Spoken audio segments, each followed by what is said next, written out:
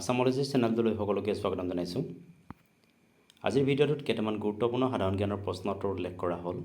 এই প্ৰশ্নোত্তৰকেইটা বিভিন্ন প্ৰতিযোগিতামূলক পৰীক্ষাৰ কাৰণে খুবেই জৰুৰী। ভিডিঅ'টোৰ প্ৰথম প্ৰশ্নটো হৈছে, পেঞ্চ বাঘ সংৰক্ষিত বনাঞ্চল ক'ত আছে?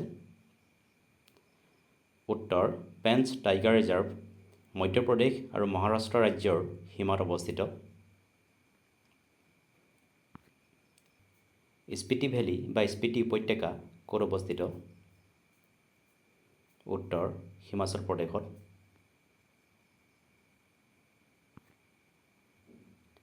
অংগে জনজাতি কোন ঠাইত বসবাস কৰে?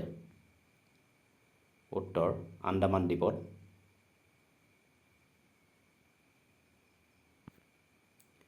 খৰচী পূজা বিশেষকৈ কোনখন ৰাজ্যৰ লগত জড়িত? উত্তৰ, ত্ৰিপুৰা।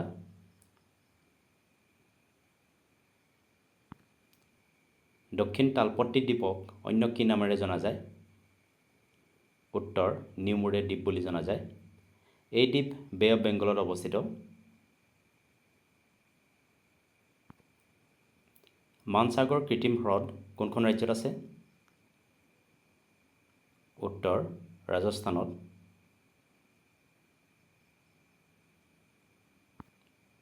ৰঞ্জিত সাগৰ বান্ধ কোনখন নদীৰ ওপৰত নিৰ্মাণ কৰা হৈছে? উত্তৰ, ৰবি নদী।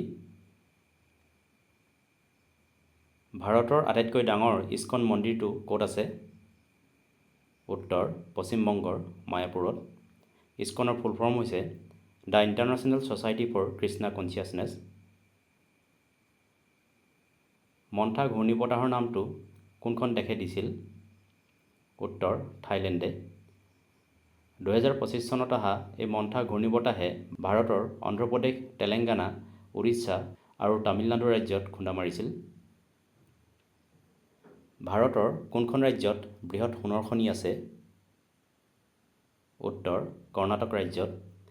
এই সোণৰ খনিৰ নাম হৈছে হাট্টি গ'ল্ড মাইন। নিচাৰ ছেটেলাইটৰ বিস্তৃত ৰূপ কি? উত্তৰ, নিচাৰৰ ফুল ফৰ্ম হৈছে নাছা ইছৰো চিন্থেটিক এপাৰ্চাৰ ৰাডাৰ। এই ছেটেলাইট নাছা আৰু ইছৰোৱে যৌথভাৱে বিকাশ সাধন কৰিছিল। লেমিটিয়া নামৰ সৈনিক অনুশীলন ভাৰতে কোনখন দেশৰ লগত কৰা এক সৈনিক অনুশীলন? উত্তৰ, চেচেলছ। দ্য ব্ৰকেন উইংছ নামৰ গ্ৰন্থৰ লেখক কোন? উত্তৰ, খলিল জিব্ৰান।